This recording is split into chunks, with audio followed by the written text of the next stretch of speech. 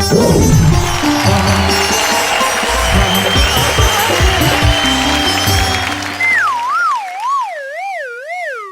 जी क्यों नहीं आए? शैलेश जी आए ना आए, पर कम से कम नेहा जी को तो आना चाहिए। हमें तुम्हारा मुंह देखना पड़ रहा है। अरे नेहा जी से क्या होगा, कोई आदमी बोलने वाला तो चाहिए। हाँ, मेरे पास एक आइडिया है। क्या? अपने में से ही एक एंकर बन जाएगा। आप लोग क्या बोलते हैं? पर एंकर के पास कोट भी होना चाहिए। मेरे पास कोट नहीं। तो मेरे पास कोट है ना। भाई साहब, इस कोट के ऊपर एक शक्ल भी अच्छी होनी चाहिए, खूबसूरत। यार मैं बताऊं, अब देखो मेरे पास कोट भी है, मेरी शक्ल भी अच्छी है और मेरी मूछें भी शैलेश लोढ़ा साहब जैसी है। मैं ठीक रहूंगा ना? अरे भाई, एंकर को अच्छी हिंदी और अच्छी अंग्रेजी भी आनी चाहिए। बैठ जाइए।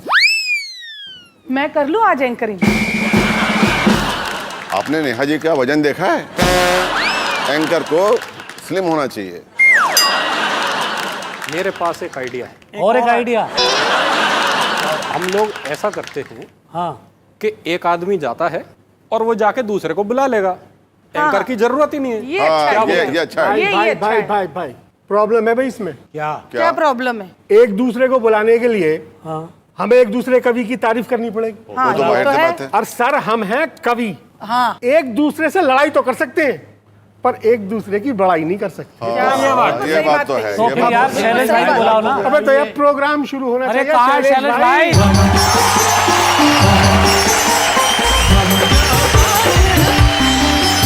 आज तो डरा ही दिया था सर आपने। बहुत बेचैनी अरे से सर इंतजार कर बिल्कुल रहे थे। बेकार हो गया था सारा कार्यक्रम मेरा आपके तो बिना। 5 किलो सबने कहा आपके बिना सूख कैसे गया होगा? इंतजार में। तो सूखने के पहले आप में खून था। तो मतलब आप बेसब्र हो रहे थे? बहुत ज्यादा सर, बहुत ज्यादा। आप मेरा इंतजार कर रहे थे, बेसब्र हो रहे थे, बेताब हो रहे थे। इतना तो झूठ मत बोलो। बिल्कुल सही सर। स्टूडियो में आने में लेट क्या हो गया? मैं बन जाता हूँ एंकर। हैं? मेरे पास कोट भी है। तेरी मूछें शैलेश जैसी है। हैं? बोल भाई। है भैया, अपन समझदार है। अपन नेहा जी की जगह लेने वाली थी। नेहा जी जैसा बनने के लिए 6 महीने तक भूखा रहना पड़ेगा। शैलेश भाई, सबसे बड़ी बात आज आपके बारे में पता चली जी। कि जो देश में कोई कवि नहीं कर सकता वो आप करते हैं। वाह वाह। जोरदार तालियां। और आइए आप सब कवियों के लिए जो इतनी खूबसूरती से एक दूसरे की बड़ाई न करने की कसमें खाए बैठे हैं, उनके लिए एक बार मिलकर कहते हैं वाह वाह क्या बात है। लेकिन आज आपकी सारी मूर्खताएं, सारी बेवकूफियां मेरी भी सब माफ। वो क्यों? भाई 30 और 31 मार्च, उसके बाद एक बड़ा ही खूबसूरत दिन आ रहा है। 1 अप्रैल। हाय हाय हाय हाय हाय हाय। इस दिन पूरी दुनिया में लोग एक दूसरे को बनाते हैं। हमने कवियों को पूछा कि आपको कोई बनाता है? बोले जिसे खुदा ने बना दिया उसे किसी और के बनाने की जरूरत क्या है।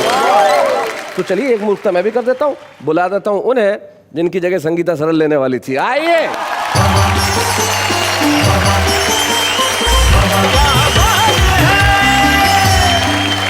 नमस्कार नमस्कार नमस्कार, तहे दिल से स्वागत है आप सबका, आप सबके शो में जिसका नाम है वाह वाह क्या बात है। एक पते की बात मैं आपको कह के जाना चाहता हूँ। भले ही किसी को मूर्ख बनाओ ना बनाओ, लेकिन किसी को खुश करने के लिए खुद मूर्ख बन जाओ। दुनिया बहुत अच्छी लगेगी और फिर वो आपके लिए कहेंगे वाह वाह क्या बात है।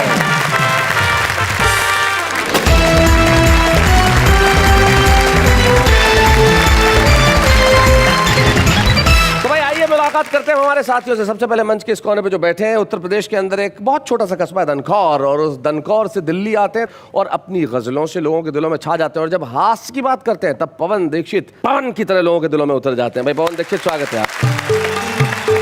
उनके बाद वो सज्जन बैठे हैं जिनके पास आइडियाज ही आइडियाज हैं। तो हरजीत सिंह तुक तुक, स्वागत है आपका। और उनके पास जो बैठी है, हमें बड़ी खुशी है कि वो वाह वाह क्या बात है का एक प्रोडक्ट है। ऐसे वाह वाह क्या बात है कि पहले एपिसोड में जो छुपे रुस्तम के तौर पे आई थी, और पहले ही एपिसोड में छुपे रुस्तम ने ऐसा धमाल किया कि फिर वो छुप ही नहीं रही। हमारे साथ है संगीता सर। चलिए उस और चलते हैं।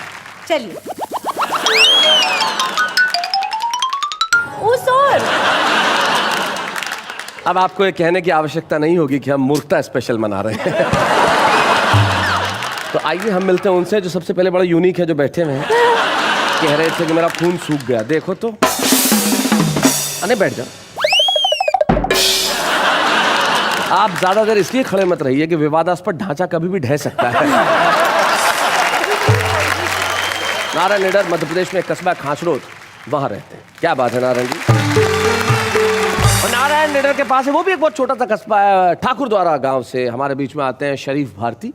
शरीफ, तुम्हारा ओरिजिनल नाम तुम्हारे पिता ने क्या रखा था? सर मेरा नाम शरीफ अहमद खान था, जी। और अहमद खान ज्यादा हो रहा था इसलिए भारती कर दिया। लेकिन शरीफ तुम्हारे वालिद साहब का दिया हुआ नाम है? जी सर, जी सर। क्या बात है, क्योंकि बच्चा जब पैदा होता है तब तो उसकी हरकतें पता नहीं होती। अगर कुछ दिनों की मोहलत मिल जाती तो तुम्हारा नाम ये नहीं होता। शरीफ भारती ठाकुरद्वारा से। उनके पास जो बैठे हैं ये कमाल के व्यक्ति हैं। हाँ, आपको कैसे पता? वो इतने उत्साहित हो रहे कि लग रहा है कि उनकी सांसें बटन तोड़ के बाहर आने वाली। इसे उत्साह नहीं, ऊदर कहते हैं। इस देश की नई पीढ़ी के व्यंग्यकारों में एक सबसे सशक्त नाम है वेद प्रकाश जी। वेद प्रकाश के बाद जो बैठे हैं उनका नाम राजेश राज है, और गोरखपुर से हमारे बीच में आते हैं और व्यंग की कविताएं करते हैं। हम स्वागत करते हैं राजेश राज जी का। तो भाई बात चल रही है बेवकूफियों पे, मूर्खताओं पे। तुम ये इधर उधर क्या देख रहे हो, क्या महसूस कर रहे हो इधर उधर देख के वेद प्रकाश? शैलेश जी, आज मुझे स्वर्गीय ओम प्रकाश आदित्य जी याद आ रहे हैं बहुत। उनकी एक कविता याद आ रही है। इसलिए इधर उधर देख रहे हो? इधर भी गधे हैं, उधर भी गधे हैं, जिधर देखता हूँ गधे ही गधे। जब मुझे कविता याद आ रही है, मैं इधर उधर ही देख रहा हूं। क्या बात है, बहुत अच्छे। तो आइए बात आगे बढ़ाते हैं, और गधे से मुझे अचानक शरीफ भारती की याद हुई, और मैं चाहता हूं कि महफिल की शुरुआत हो शरीफ भारती के रूप में। जोरदार तालियों से हम स्वागत करें शरीफ भारती।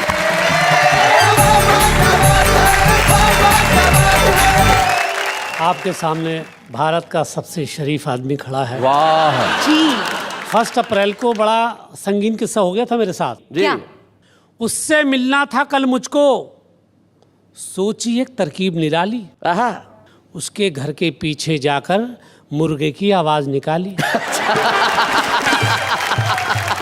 एक हमारे कवि मित्रों कहने लगे कुत्ते की निकाल लेते। मैंने कहा ये तुम्हारी हिम्मत है, ये सब करके भी कुछ फायदा नहीं हुआ, क्योंकि इश्क में वो पड़ी सिकंदर के। हाँ। कभी डेविड कभी जितेंद्र के। अच्छा। और वो कौमी एकता की दीवानी थी। अच्छा। हाँ, तुक तुक ये पंक्तियां तुम ध्यान से सुनो। और वो कौमी एकता की दीवानी थी, साथ में भागी वो जोगिंदर के। लेकिन एक बात और है कि जोगिंदर के साथ भागने का भी कुछ फायदा नहीं हुआ। अच्छा। शेर सुनिए कि कैसे करती वो प्यार बंदर से। अच्छा। उसने कुंडी लगा ली अंदर से। और देखिए सर्दियों में क्या क्या होता है हमारे साथ शैलेश भाई कि नहीं क्यों नींद मुझको आ रही है, नहीं क्यों नींद मुझको आ रही नहीं क्यों नींद मुझको आ रही है, मेरी घिग्गी सी बनती जा रही है। हाँ। और बड़ी उलझन में हूँ, ठंडी हवा ये रजाई में किधर से आ रही है।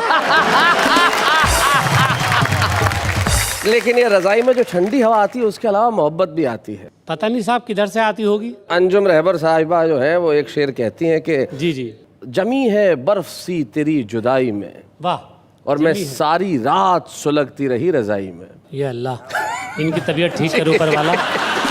ऐसा हमारे यहाँ हो जाता तो सब मलेरिया कहते हैं उसे। कि अपने छक्के छुड़ा के बैठ गए जी, बुरी नजरें गड़ा के बैठ गए, हाँ, और घूर कर एक ट्रक को देख लिया, मुंह को काला करा के बैठ गए। और नेहा जी मैं अर्ज कर रहा हूं कि लोगों ने इतना मारा, जी, लोगों ने इतना मारा मुझे सांस तक ना आई। अच्छा। आंखों ने खता की थी, गालों ने सजा पाई। लेकिन होता यह है शैलेश भाई के लीची केला आलू बुखारे एक से हैं, हाँ, दांत ना हो तो ये फल सारे एक से हैं। और माशूका को आशिक सारे एक से हैं, नन्हे कलवा राम दुलारे एक से है। एक सवाल मैं नेहा जी पूछना चाहता हूं कि मुझको प्यार का अर्थ बता दे। बात खत्म हुई, बात खत्म हुई। फिर चाहे अम्मी को जगा दे। बात खत्म हुई। और तेरी गली में कुत्ते हैं, सन्नाटा है, ओह, मेरी भी तशरीफ पे उसने काटा है।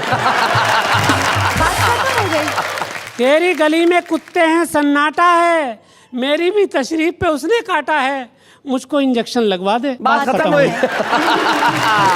और जाने तू किस बात पे मुझसे रूठी है? देखो, जाने तू किस बात पे मुझसे रूठी है? तेरे ही चक्कर में जूती टूटी है।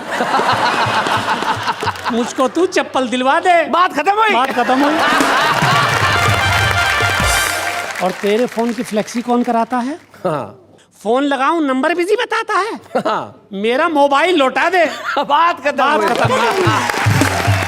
और कल अपने भैया को जीन्स दिलाई है जी। और आज फिर अपनी मम्मी के लिए सूट लाई है। मेरा एटीएम लौटा दे। बात खत्म हुई।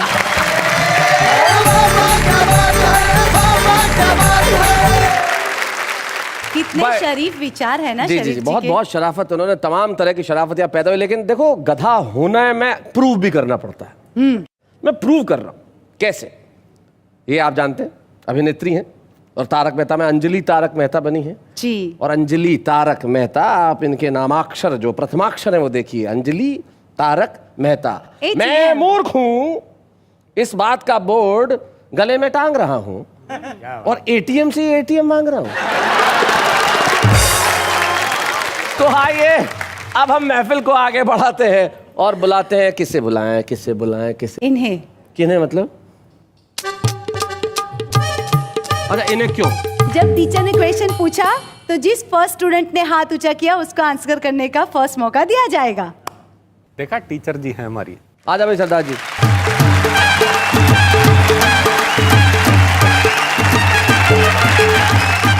शैलेश जी, आज बड़ा गलत हो रहा है मेरे साथ। अच्छा, अभी यही ऑडियंस में ये जो बैठे हैं, ये आके मेरे को पूछते हैं, तुक तुक जी आपका नाम क्या है? अच्छा, मेरे को अंदर से वो बसंती वाली फीलिंग आई। अच्छा।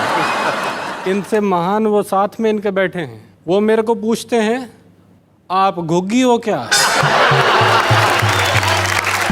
बड़ा अजीब अजीब सा ही हो रहा है। मेरा एक फ्रेंड था, वो पागल खाने वाला जी। वो एक कुत्ते की पूंछ को सरिये में डाल के बैठा हुआ था पाइप के अंदर। अच्छा, मैंने कहा ये क्या कर रहा है? कुत्ते की पूंछ को पाइप में डाल रहा, तेरे को मालूम नहीं है कुत्ते की पूंछ सीधी नहीं होती? बोले मैं कुत्ते की पूंछ नहीं सीधी कर रहा, मैं पाइप टेढ़ी कर रहा हूँ। अभी मैं वेद जी को लेके गया एक जोशी जी के पास। जोशी जी कहते हैं बेटा तू बहुत पढ़ेगा। कहते हैं पढ़ तो मैं बहुत टाइम से रहा हूँ, ये बताओ पास कब होऊंगा?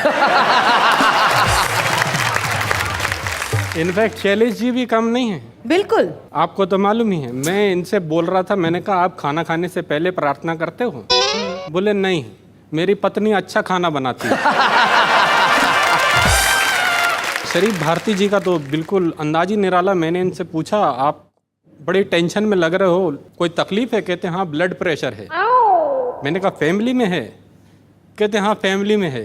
मैंने कहा किसकी साइड से, फादर की साइड से कि मदर की साइड से? जी। तो कहते हैं नहीं, वाइफ की साइड से। ऐसे ही ये निडर जी हैं, इनके पैर में चोट लगी थी। हाँ। मैं इनको लेके अस्पताल गया, वहां पे एक आदमी के दोनों पैर में चोट लगी थी जी। तो उससे पूछते हैं तुम्हारी 2 बीवियां हैं क्या? इन्होंने कहा मेरी 2 पत्नी, असली मेरी टांग टूटी। मैं एक बार इनके घर गया, बड़े उदास बैठे थे कि बैठे थे उदास। तुक तुक भाई हमने पूछ लिया चेहरे पे आज काहे बजे हुए 12 है। तो बात सुनकर हमसे बोले ऐसी कोई बात नहीं, यूं ही थोड़ा मूड आज खराब हमारा है। बीच में तुक तुक भाई का छोटा मुन्ना बोल उठा कि अंकल पापा ने तो लिया झूठ का सहारा है। और क्यों है ये उदास, इसका कारण बताऊं तुम्हें, मम्मी ने पापा को आज बेलन से मारा है। तो बिल्डिंग की पार्किंग में चुपके चाप 2 मिड साइज गाड़ियों का चल रहा था वार्तालाप। पहली बोली कितना खराब हो गया है जमाना, डू यू रियलाइज? गाड़ियों में भी आ गया है 0 साइज। दूसरी बोली you are right, this is the class. बस इस सस्ती छुटकी ने किया है सत्यानाश। एक तो इसकी टेल पॉलिश, लड़कियों की नेल पॉलिश होती है, गाड़ियों की टेल पॉलिश होती है। बहुत अच्छे। बोले एक तो इसकी टेल पॉलिश कितनी चीप है, ऊपर से इसका फ्रंट भी क्लीन स्वीप है। आहा। इतने में वहां एक ऑटो आया, उसे देख दोनों मैडम्स ने अपना मुंह बनाया।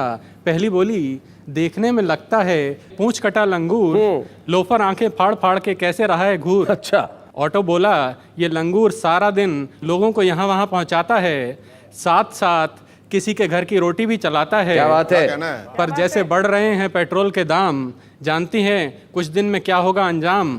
आपका पार्किंग से निकलना बंद हो जाएगा। वाह। अगर हम भी नहीं घूरेंगे तो आपका स्टाइल किस काम है। क्या बात है, वाह भाई। तो अभी मैं आपको एक तुक तुक सुनाता हूँ। जी सुनाइए। एक बार हमें शादी करने का ख्याल आया। हमने तुरंत जाके पिताजी को बताया। अच्छा। पिताजी ने अगले दिन ही बिना दहेज की शादी के लिए अखबार में इश्तिहार छपवाया।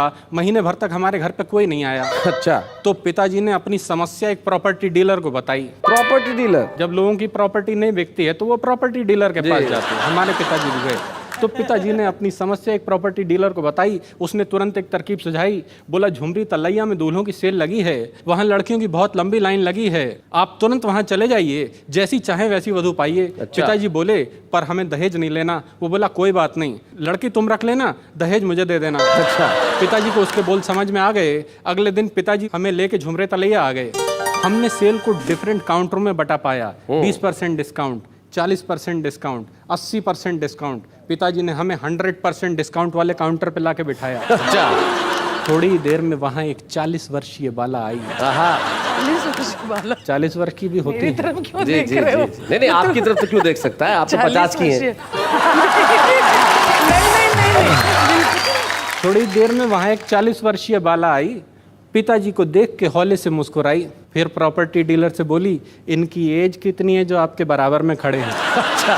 प्रॉपर्टी डीलर, भाई प्रॉपर्टी डीलर बोला, माशाअल्लाह जवान हैं, दिखते बड़े हैं। वो बोली, तो फिर इनसे मेरी बात चलाइए, जरा इनका रेट मुझे बतलाइए। प्रॉपर्टी डीलर ने पिताजी से बात चलाई। पिताजी ने उसे कर्री करके डांट पिलाई। उसके बाद पिताजी हमें वहां से लेके भागे। एक किस्सा देखा हमने थोड़ा आगे। लड़के के पिता लड़की के पिता का इंटरव्यू ले रहे थे।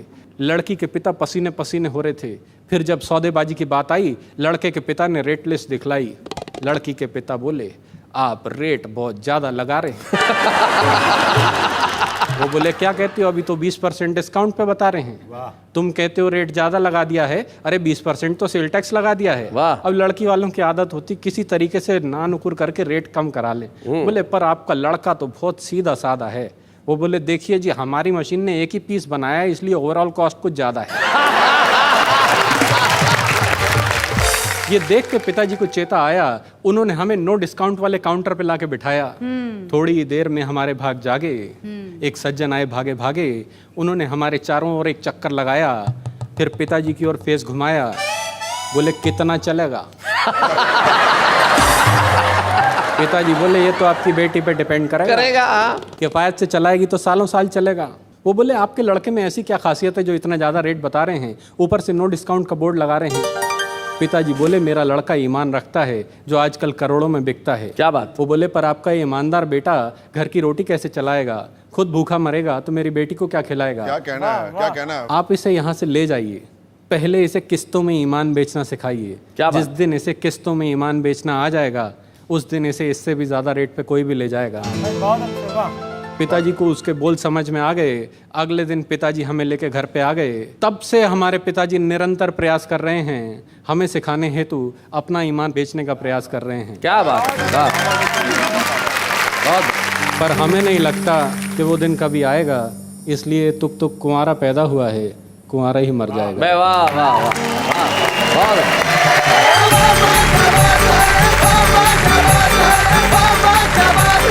भाई तुक तुक जी ने कमाल की कविता सुनाई। और एक जो इनकी कविता की पंक्ति थी कि लड़की का बाप इन्हें देख के बोला, कितना चलेगा।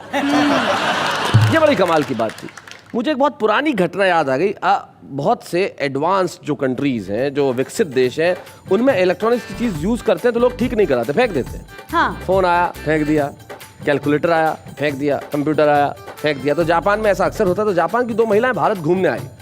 तो घूम रही थी दिल्ली में, और ये जो हमारे वेद प्रकाश जी हैं, ये दूसरी मंजिल पे रहते हैं। तो अचानक ये कोई जाला वाला साफ कर रहे थे कि गिर पड़ा। नीचे था कचरे का डब्बा, सीधा उसमें जाके। तो जापानी महिला दूसरी महिला से कहने लगी, हिंदुस्तानी बीवियां भी कितनी फिजूल खर्च है। इससे देख के लगता है ये 2-4 साल और चल सकता था। क्योंकि महिलाएं भाई फिजूल खर्च होती हैं, भाई होती हैं, उन्हें थोड़ा सा एक्स्ट्रा खर्च करना ही पड़ता है अपने मेकअप के लिए, अपने गहनों के लिए। हाँ, वो और- मेंटेनेंस चार्ज लगता है ना। जी जी, और पुरुष तो मेंटेनेंस फ्री है। तो आइए हम बुलाते हैं उन्हें जिनके जैसा इन्होंने बताया मेंटेनेंस में कुछ खर्च लगता है। अब वो मेकअप के लिए कितना सामान खरीदती है, क्या क्या करती है, वो ये बता सकती है हमारे पहले एपिसोड की छुपा रुस्तम संगीता सरन।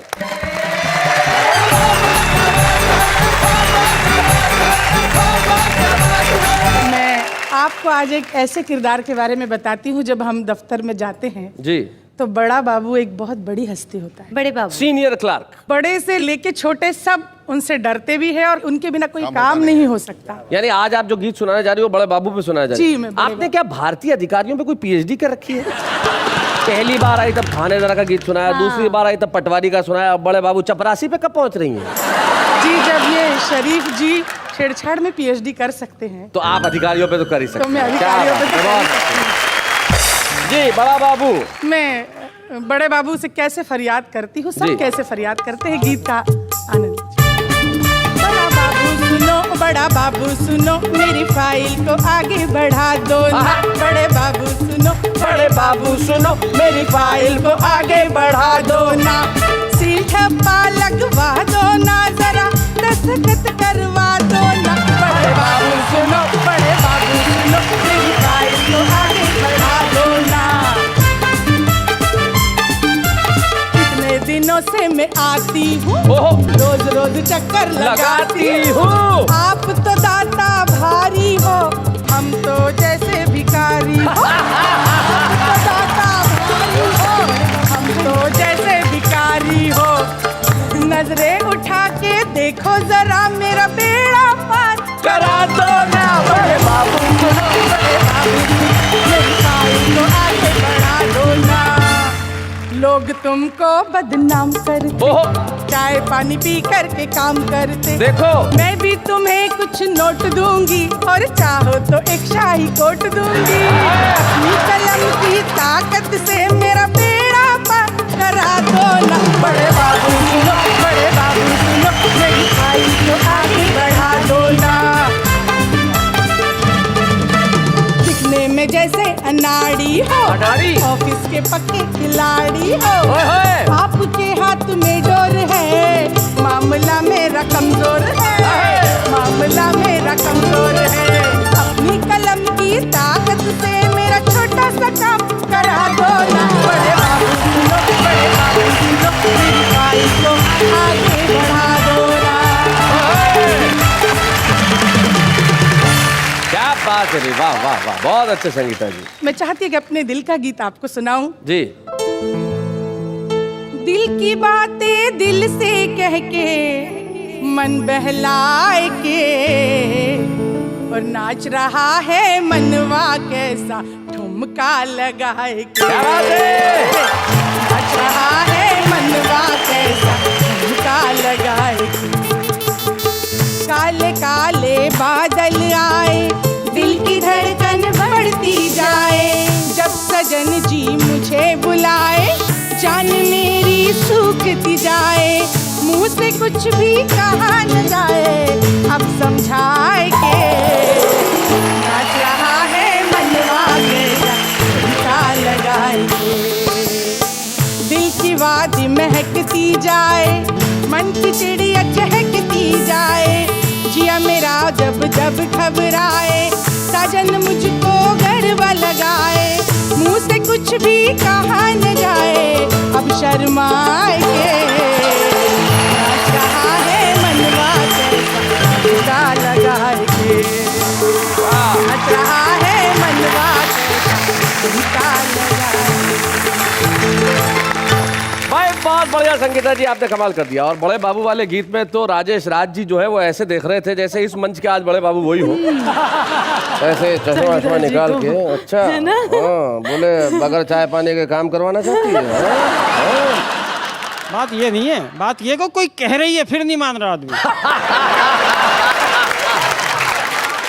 अब हम जो हंसी का वाहन आपके घरों में लेके आ रहे हैं वो बड़ा कमाल के कलाकार हैं। वो इस वक्त यहाँ बैठे नहीं है, तो प्रकट होने वाले हैं। प्रकट होंगे। जी जी, अब आपने जो अंग्रेजी अंदाज में प्रकट बोला है ना, एक कमाल का था। तो वो अब यहाँ पे कुछ देर बाद प्रकट होंगे और प्रकट होकर कुछ सुनाएंगे, और वो जो सुनाएंगे उसका नाम कविता होगा। उससे आपके घरों में हंसी आएगी, और जब आप घरों में हंसेंगे तो ताली बजाएंगे, That's so cool. और Now जब just- ताली बजाएंगे तो सब कहेंगे कि भाई इस कलाकार का बता दीजिए नाम, लेकिन हम लेते हैं एक अल्प विराम।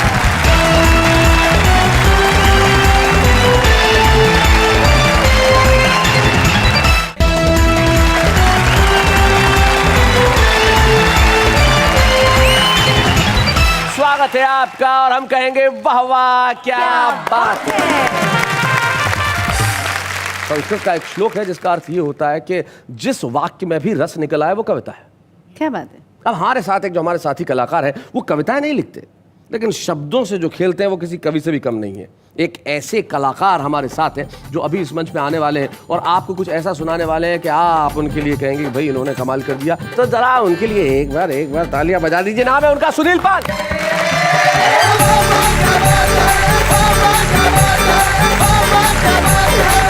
धन्यवाद, थैंक यू वेरी मच। फिर एक बार शैलेश जी, आपने मुझे इस कार्यक्रम में बुलाया, इस पॉपुलर कार्यक्रम में बुलाया जी, और उसमें भी मूर्खता स्पेशल में। मूर्खता स्पेशल में मुझे आपने ब्रांड एम्बेसडर बनाया, इस बात का धन्यवाद करना चाहूँगा। वाह वाह क्या बात है कि पहचान जो है शैलेश जी से हो गई। शैलेश जी को लोग नाम से कम और वाह वाह क्या बात है से ज्यादा जानते हैं। और घर पे भी इनके यही हालात है। भाभी जी खाना बना के रखती है, जैसा भी खाना हो। वाह वाह क्या बात है, वाह वाह क्या बात है। तो भाभी जी कहती है, और तू, हम और तुम चलते हैं होटल में खाने का करते हैं काम, इस खाने से लेते हैं पूर्ण विराम। तो वैसे शैलेश जी के बारे में क्या कहूँ, बहुत बड़े एंकर हैं, बहुत अच्छे इंसान हैं, विद्वान हैं, टैलेंटेड हैं, हैंडसम हैं, ऐसा इनका खुद का मानना है। और नेहा जी के बारे में क्या कहूँ, एक लैंग्वेज है तो दूसरे बॉडी लैंग्वेज। नेहा जी का नाम मुझे लगता है कि भगवान ने सोच समझ के रखा है जी। ये आपके बाजू में खड़ी होकर सिर्फ नहीं और हाँ ही बोलती है। और कभी कभी तो मुझे लगता है कि ट्रांसलेट करके बताती है। शैलेश जी अगर बोलते हैं कि हमारे साथ में एक कवि आए, ये कविता पढ़ेंगे, अब आपके सामने ये हास्य की बात करेंगे, अल्प विराम।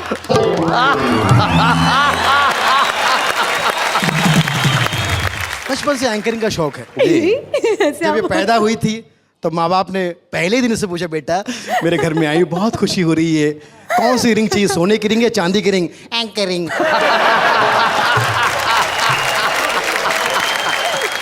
तो ये हमारे नीडर जी जो है, मैंने कहा मैं बहुत मोटा हो रहा हूँ यार, आप बहुत स्लिम हो, तो क्या डाइटिंग पे हो? बोले नहीं, 20 साल से राइटिंग पे।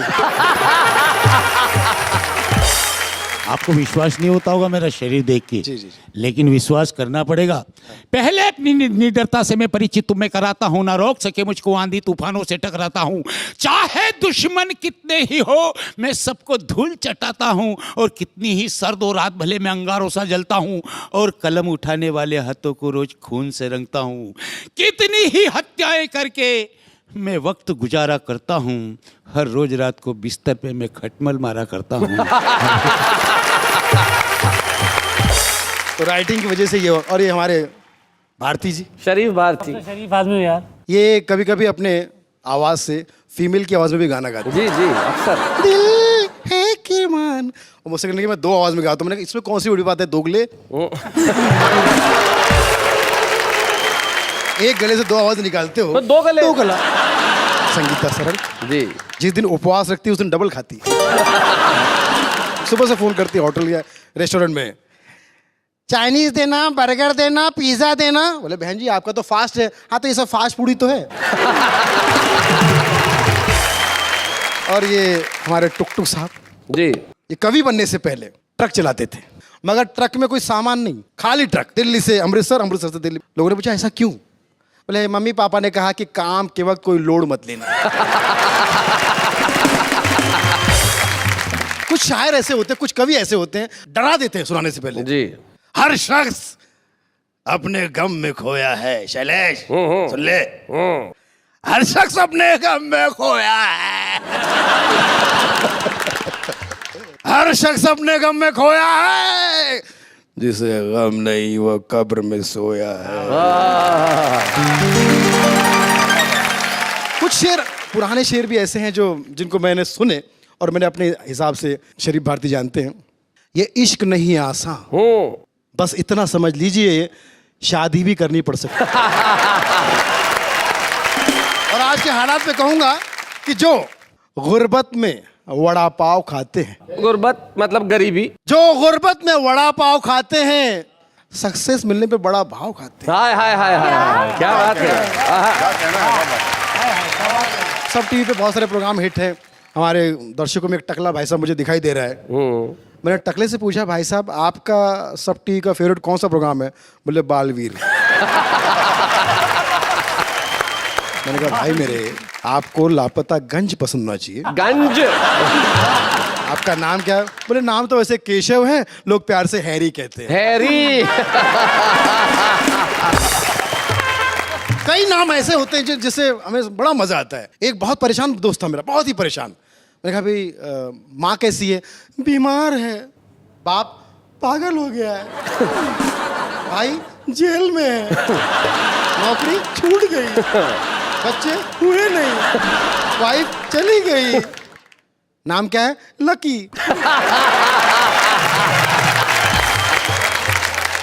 अभी मुझे याद है एक लेखिका ने अपना स्वयंवर रचा लिया। बहुत बड़े बड़े लेखक उसमें हिस्सा लेने आए। बहन जी ने सबको निगलेक्ट किया और एक मेरे जैसे गुड लुकिंग को, हाय हाय, खूबसूरत को पसंद किया। लोगों ने कहा हम तो इतने बड़े राइटर है, ये तो स्ट्रगलर लगता है, इसको क्यों पसंद किया? भले मैं लेखिका हूं, मुझे राइटर की नहीं, मुझे पाठक की जरूरत है। तेरा नाम क्या है? संजय पाठक। तो भक्तजनों, जब यहाँ आ ही गया हूँ, क्योंकि वाह वाह क्या बात है कि महफिल है, तो कविता पढ़ना तो अब जरूरी है नहीं, मजबूरी है। कविता का शीर्षक लोगों ने कहा कविता तो प्रस्तुत करो। कविता हमारी साली का नाम है, उसे प्रस्तुत नहीं कर सकता। पिछले साल ही उसकी शादी हो गई। लोगों ने कहा अब यहाँ आए तो नगमा तो छेड़ो। नहीं छेड़ सकता। 2 साल पहले छेड़ा था, 1 साल अस्पताल में भर्ती था।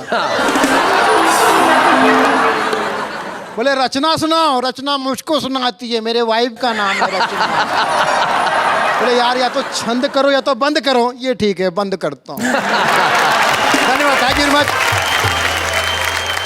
सुनील, आप हास्य के क्षेत्र में इतने सालों से काम कर रहे हैं और लोगों को हंसाने का काम किसी पुण्य कार्य से कम नहीं होता, और आप ये पुण्य कार्य बहुत समय से कर रहे हैं। इसलिए वाह वाह क्या बात है कि मंच पे हम आपको एक स्मृति चिन्ह प्रदान करना चाहते हैं जो आपकी स्मृति में सदैव बना रहे।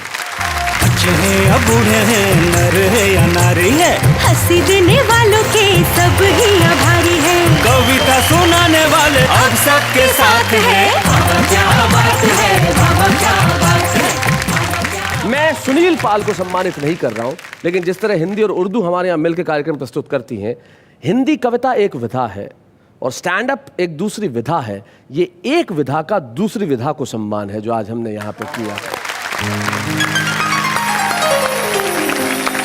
और वैसे भी कवि और कविता एक बहुत गहरा सागर है, महासागर है, और जिस महासागर में हम सब समा सकते हैं। बिल्कुल, और इसी महासागर में हम डुबकी लगाने का करेंगे काम, लेकिन इस वक्त एक अल्प विराम।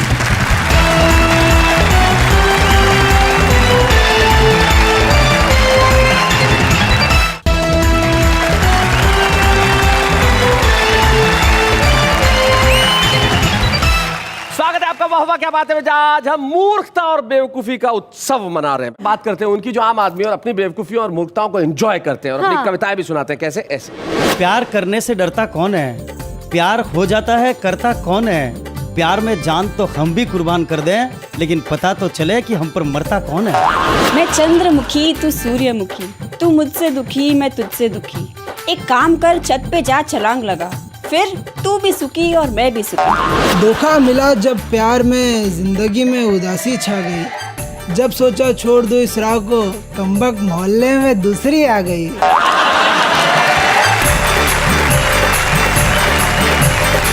तो भाई ये तो देश के आम व्यक्ति हैं जो अपनी कविताएं अपने अलग अंदाज से लिखते हैं, अपने अपनी जगहों पे बैठे हुए हैं, और अब कैमरे पे आ गए तो छुपे रुस्तम भी नहीं रहे। ये भी इसी जीवन में आगे बढ़ेंगे, कविताएं लिखेंगे और सुनाएंगे। लेकिन जो हमारे छुपे रुस्तम होते हैं वो बड़े कमाल के होते हैं साहब। और हमारे आज के छुपे रुस्तम तो ऐसे हैं जो बाकायदा ज्योतिष हैं, पंडित जी हैं, जवान नहीं है, 53 वर्ष की उम्र है उनकी। अब उन्होंने महसूस किया कि भाई अब मैं छुपा रुस्तम हूं, तो अब जनता के सामने मुझे आना चाहिए। तो आज के हमारे छुपे रुस्तम है रोहिणी, नई दिल्ली के पंडित नमन।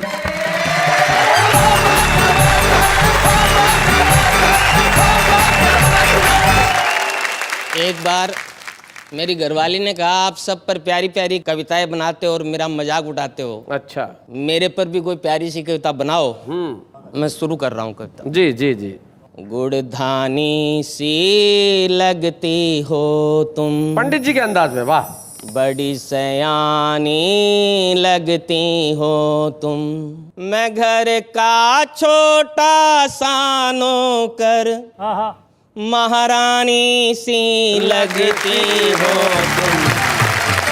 मृग नैनी से नैन तुम्हारे, जुल्फों की तो छठा सुहानी, फिल्म हीरोइन सी लगती हो और चुनरिया धानी धानी। अंग अंग में रस सा टप के, बरखा रानी लगती हो तुम। मंद मंद जब मुस्काती हो, मेरी बीबी लगती हो तुम। जोर जोर से जब हंसती हो, सब टीवी सी लगती हो। अट्टहास जब तुम करती हो, मर्जानी सी लगती हो तुम। हरदम मुझ पर तनी हुई सी तुम मेरी पत्नी लगती हो। मैं निस्दिन तपता रहता हूँ, धूप गुनगुनी सी लगती हो। 100 डिग्री का तेरा पारा, पारो रानी लगती हो तुम। उम्र नहीं कुछ ज्यादा दिखती, मुझको तो बम बम लगती हो। जब गुस्से में तुम होती हो, बिल्कुल एटम बम लगती हो। जब करती हो झगड़ा मुझसे, कट खानी सी लगती हो। गोरी में छोरी सी लगती, छोरी में गोरी लगती हो। रेशम की डोरी सी लगती, मखमल की बोरी लगती हो। मखमल की बोरी लगती हो। मैं तेरा पागल सा प्रेमी, पटरानी सी लगती हो। क्या बात है। मैं गुमसुम सा, तुम गुमसुम सी, मैं चंदन सा, तुम कुमकुम सी। तुम दिल में रखो ना रखो, दिलवर जानी लगती हो। देखिए, इसे कहते हैं व्यवसाय का जीवन में हर जगह प्रयोग करना। पंडित जी, सबसे बड़ी चीज है आपने अपने पत्नी की तारीफ में भी व्यवसाय को नहीं भूला, और पद जैसे गाते वैसा गाया। हाँ, क्या आराध्य है। लेकिन जिस तरीके से गाया उस तरीके की हम प्रशंसा करते हैं, और हम आपको आज एक छुपे रुस्तम के तौर पे यहाँ पे एक स्मृति चिन्ह देना चाहते हैं। बच्चे हैं या बूढ़े हैं, नर है या नारी है, हंसी देने वालों के सब ही आभारी है। कविता सुनाने वाले अब सबके साथ है। क्या बात है। ये मूड था, और ये बेवकूफी हंसने की यूं ही जारी रहेगी कल, क्योंकि जो मेगा एपिसोड है जो हम मना रहे हैं, मूर्खता स्पेशल, ये कल भी जारी रहेगा। हमारे तमाम मित्र यानी कि ये सारे लोग जो इस वक्त यहाँ बैठे हैं आपके इंतजार में कल भी यहाँ रहेंगे, और जैसे ही आप आएंगे हम शुरू कर देंगे हमारी मूर्खताएं, और तब घर बैठ के कहिएगा वाह वाह क्या बात है।